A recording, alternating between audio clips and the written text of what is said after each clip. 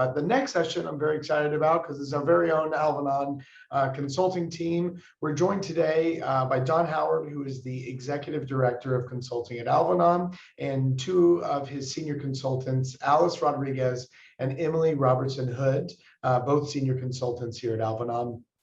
This session, the 12:15 session, is titled Inside the Alvanon Standard North America Men's Series.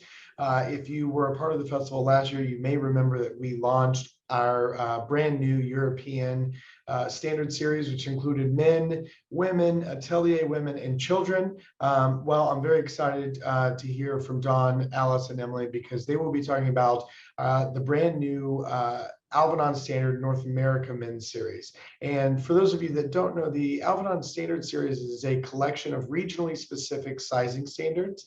They're developed by Alvanon's expert team of consultants and modelers using a combination of proprietary body scan data and global body demographic and population studies and data.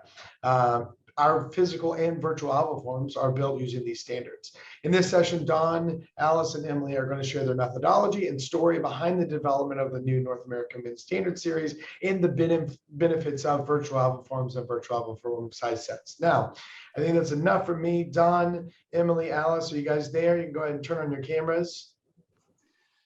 We're here. Yes, we're here. I'm not sure that we're all going to share our cameras. I will say hello, and I'll say thank you all for joining us as we present our latest regional standard series, the North American Men.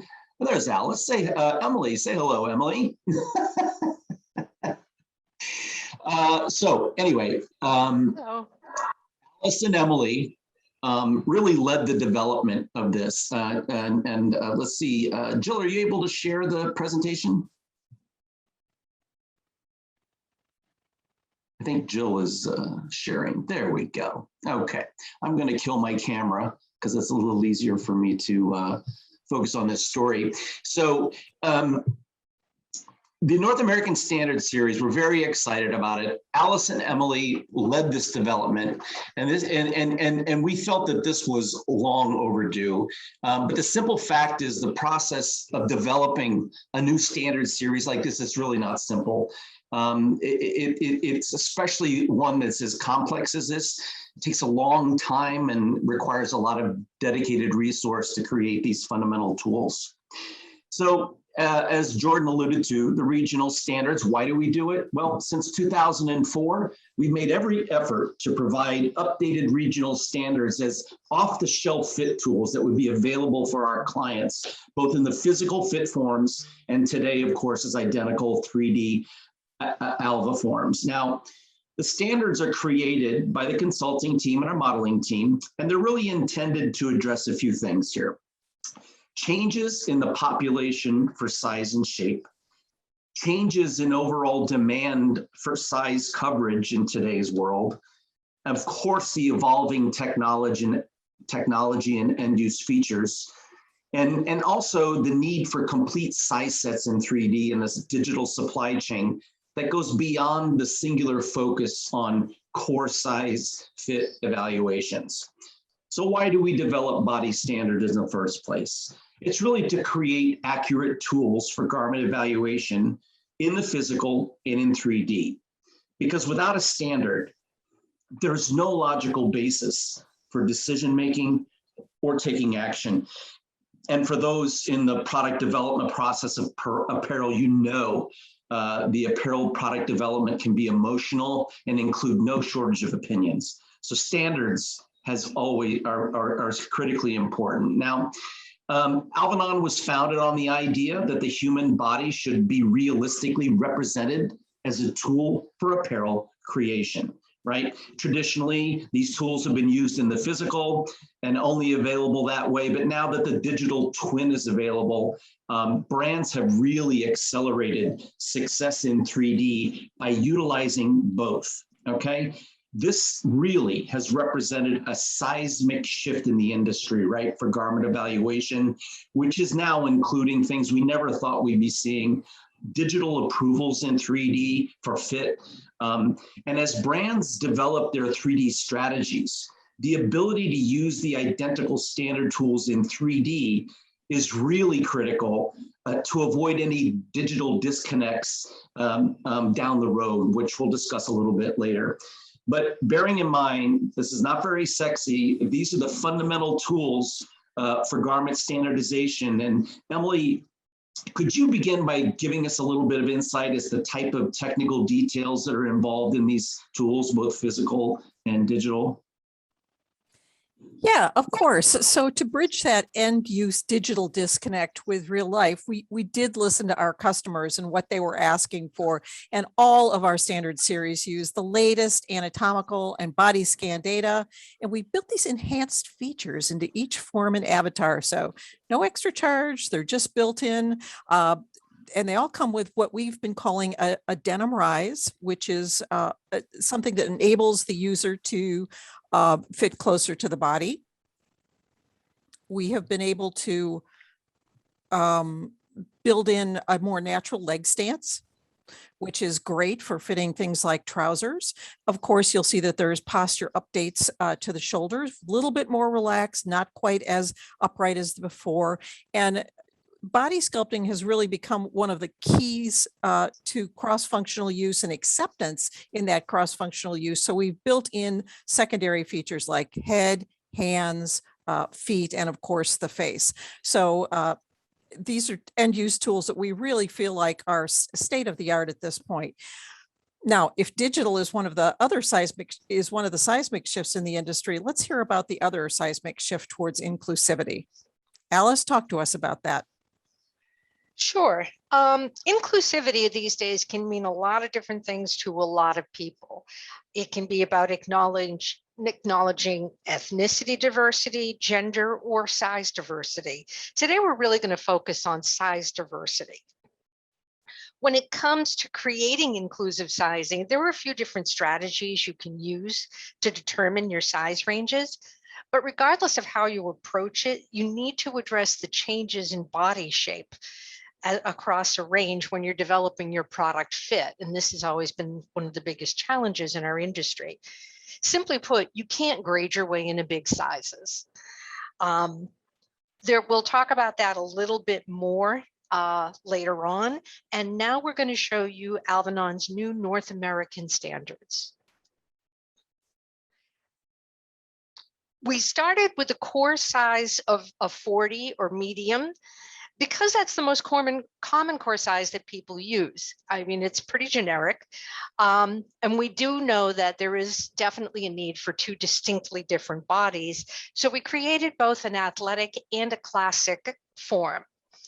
The athletic is for a brand that perceives their customer as perhaps being more fit or athletic or even a little bit younger. And they want a standard that reflects that customer. You can see here that he has broader shoulders with a bigger, more built up neck, more muscular biceps and thighs, and a slimmer waist, and more developed glutes, which is what you would expect to see on someone who's more fit or who works out. Now, your classic guy is for a brand that perceives their customer to perhaps be a little more mature or just kind of your average Joe, which is not to disparage him compared to his more athletic brother. He represents a much greater percentage of the population. Okay, so Alice and Emily, how did we land on classic and athletic? Well, we do what we always do. We listen to our customers and then we look at data. And here's what we saw. Right. You know, we love our data at Alvanon. And what we did was look into the demand going back to probably 2012 to see what tracked with our customers. Now, in men's apparel, there's historically this thing called the drop. It's really the mathematical chest to waist difference between in the body. So 5 to 6 inches is a time-honored standard for brands that encompass all types of product. They're really, as Alice said, for your average guy. 7 to 8 inches is a slightly newer point of view, and this is often used by athletic or youth-driven brands. So when we look at our off-the-shelf, these are non-custom forms, just off the shelf, we can see that the demand for these two different types is about 50-50. So very viable either way. Both body types are both body types are viable. It really comes down to knowing who your customer is and what's the right shape for your brand. And here is the athletic size set. With the increase in alpha size product in the market globally, we've correlated numeric sizes to alpha based on what we're seeing in the market. And why many brands ask us to make this correlation, it certainly is not set in stone. A brand can do what's right for their market. So you'll notice the athletic sizing runs to 52 XXL. Well, when we looked into our database, we didn't see a commercial need for athletic bodies above size 52.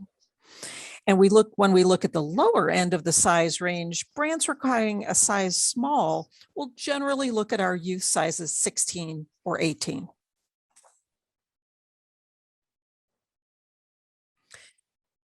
This is one of my favorite tools. This is an MP4 that's been created showing how the body grows. And I know a lot of our technical users love to look at this because you can really get a close up on many different parts.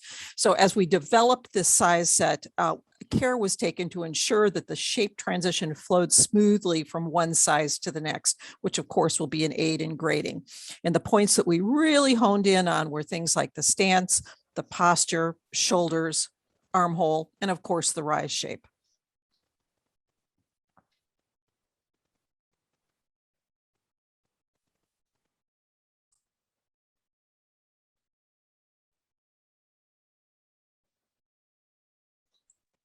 Don, do you want to talk a little bit to us about Classic?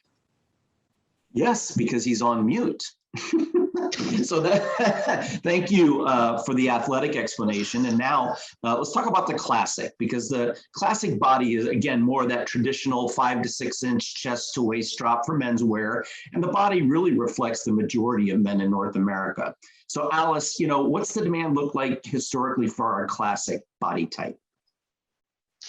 Well, when we combined the demand for both off-the-shelf and custom forms, historically, more than 62% have gone with that 5 to 6 inch drop. And our new Classic guy has a 5.5 inch drop right in the middle, because that's a really good versatile choice for all kinds of brands who are creating product for your average guy. For brands with a broader range of sizes, the body shape, which means also, of course, the drop, does change across the range, especially in the bigger sizes. Naturally, as people get bigger, they tend to put on more weight in their midsection, so that drop gets a little bit less. But at the core size, it's at 5.5. And here is our Classic size set. The Classic, we think, is the most versatile of all of the size ranges. We've developed this for brands who may have a global reach that might extend into Europe or Asia, so they need very expansive size range. And also there are brands that make uniforms that also need to have expansive size ranges. So we've run this from an extra small 35 all the way up to the 52 2XL. And it's important to note out here that the sizes 46 to 52 are considered crossover sizes, and those are also in the big men's range.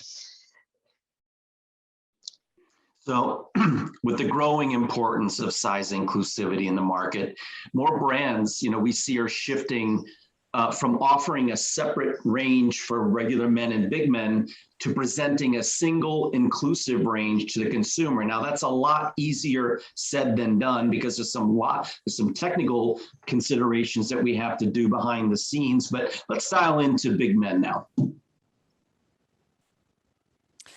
Right. So in the spirit of inclusivity, we're offering size 52 in both the athletic and Classic body profiles. And we thought it would be interesting for you to see the difference between the two of them. So as we said, when we looked into our data set, while there may be some bigger men in athletic bodies, the percentages are really, really minimal. Guys with NFL type bodies are really less than 0.05 of the population. So the athletic range tops out at this 52XL because it's the most common core size for bigger men, regardless of whether or not their target customer is athletic or not. Luckily, we've got Alice here to talk to us a little bit more about selecting the big man core size. Thanks, Em. So we took a look at our demand that we've had historically for the big men's sizes.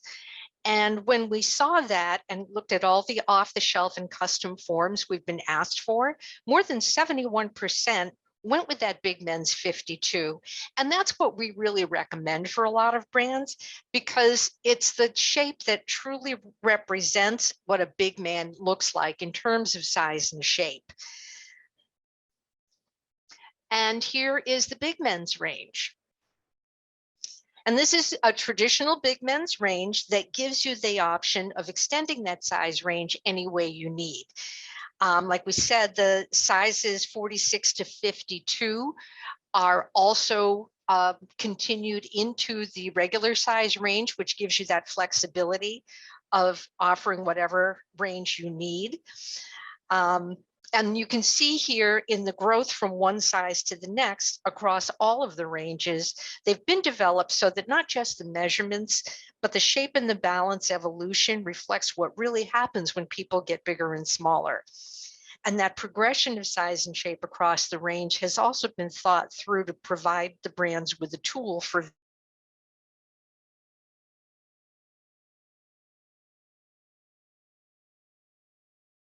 that.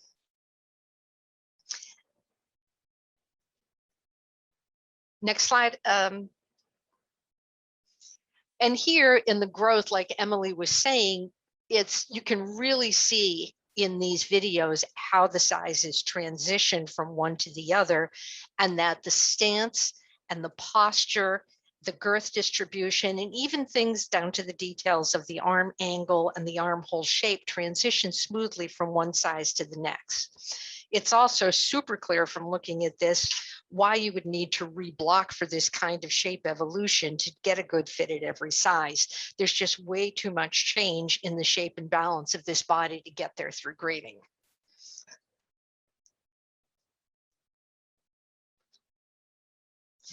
So with reblocking, as we had mentioned before, the technical designers have to do a lot of work behind their scenes to make this happen.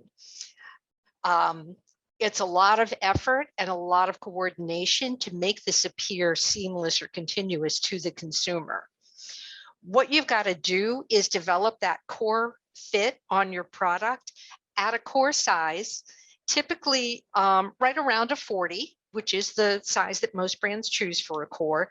And then you've got to redevelop the product again at a bigger core size, or what some people call a jump size, which is typically around that 52.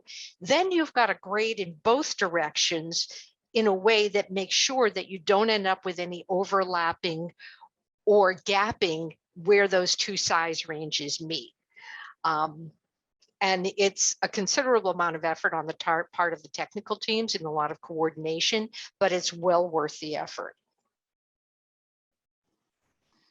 Yeah, so I'd like to talk a little bit about, thanks for that explanation, Alice, that was great. The versatility of using this type of a tool, okay? So as we mentioned earlier, these can be both in the physical and the identical 3D version, the AlvaForm, okay? The avatar, if you will. So one of the things here in the regular range is created so that you can really choose the core size and the range that works for your brand. And we said, you know, many people will start on that size 40, but you can fit on a 39, 42, 44, whatever your core size is. And even, you know, you might have a limited range, like a size small through maybe up to L or XL. But we think that regular range going from XS all the way to XXL represents like the full technical extension of getting up to that bridge where you cross over into really what would be a big men's size. So when you look at the lineup here, 46 to 68, that's created because some brands do offer, many brands offer a separate plus size range where you have to reblock again. This is the, you know, this identical 52 in that range on the lower side of the slide becomes your reblocking point. Then you grade down and grade up from there. So it's behind the scenes, it's technical in nature, but you just cannot grade your way up to 68 6XL. And we know that brands have different types of strategies, right? They might have different distribution channels. They might be required to offer both a regular and a plus big guy range, simply because of the demand of their customers. But this also provides you that ability to have a seamless range that's client facing, but you still need to reblock at the size 52X. So one other little trick here I'd like to point out here is in the digital environment where you're utilizing these tools for other purposes, like the design teams, the merchandising teams, the marketing teams, you know, they want to see this. One of the benefits here is if they want to see a smaller size, they can choose a 38 instead, or a 37, and use that for their purposes in 3D. And most importantly, you would have the ability to visualize all product, no matter what size it is, right? So technical teams get to visualize what that product really looks like at 64 or 68. And then you'd be able to show that to clients and illustrate what those garments really look like at that size. So I think that's really, really an important feature here. And, you know, as we go on to the next slide and we think back to the conversation we heard earlier with Jason and Ty on, you know, what is the future in 3D? I'm sure we don't know what it's going to be, but this is really a compelling image, because this image is the Alvanon standard North American athletic men's 40 enhanced as a human-like avatar. Okay, so again, this really demonstrates that these tools enable brands to further leverage capabilities in 3D, and using these enhanced fundamental tools for purposes in addition to the technical fit which it was originally created for.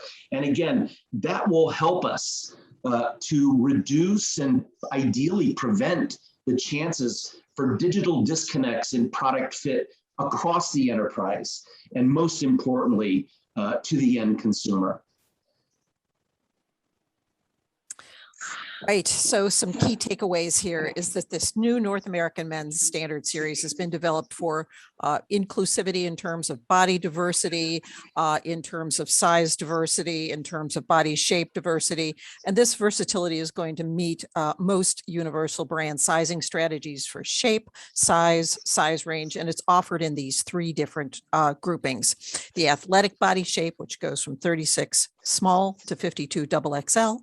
The classic body shape that goes from your 35 extra small to 52 XXL, and classic big men's from 46 to first time ever 68 or 6XL.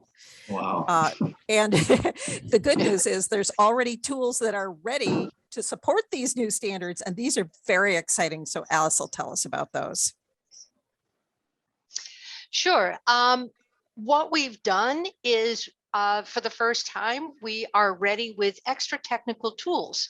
So for the technical teams who are out there that could be interested, we've also already developed 4 primary blocks that map to the core size fit bodies in this range. So for the athletic 40, the classic 40, and that classic / big 52, we now have blocks ready for a woven shirt and a knit tee, and for a woven trouser and a knit legging, which will certainly help move things along. If you're preparing to develop extended sizes, you can move right into it and have your blocks at your core sizes already for you. Yeah, it's not very sexy, but boy, it gives you a real fundamental tool to work with. And you look at these, go on to the next slide, that's fine. If you look at the, this transition from our guy who was the fit form with physical garments on, and the 3D identical avatar with his digital authenticated garment on as well, you can see how this is so important and can help drive efficiency in the entire product development process. So again, beyond the intent as technical fit tools for garment evaluation, These new size sets also allow brands the practical ability to further leverage 3D, right? It will enable more accurate garment visualization in all sizes and in all other areas of the enterprise. And you know, we're excited about it. You know, as we say, all we can do is evolve, and this is where we are today. So that concludes our presentation for the North American men. I don't know how much time we have left, but I'm sure we could entertain a few questions. Hey, yeah, Don, Emily, Alice, thank you guys so much for that. Boy, I think we're getting a bit of an echo from somebody. Yeah, there were a couple of questions that came in. Oh, actually, a bunch are rolling in. So we have about probably 2 or 3 minutes before we have to shift into the next one. I see this question came in from Shoreful asking about multi-pose and human-like avatars. We do have a handful of human-like virtual AlvaForms that have been developed, and several more are in development. If you'd like, you can actually head to, rather than me list them all off here, you can just head over to alvanon.com/contact-us, or just head to the alvanon.com website, and on the far right it says contact, and you can get in touch with anybody in your region, and they will be able to give you more information about that. But I know that the modeling team in Hong Kong, as well as you know, working with the consultants, they've managed to develop arms up, arms forward, crouching, seated, shifted weight, one leg up type poses. So a lot of possibilities there. Stacy is asking about a similar. Do you guys have a similar presentation for North American women's? Don, I think you're on mute. Funny you should ask, Stacy.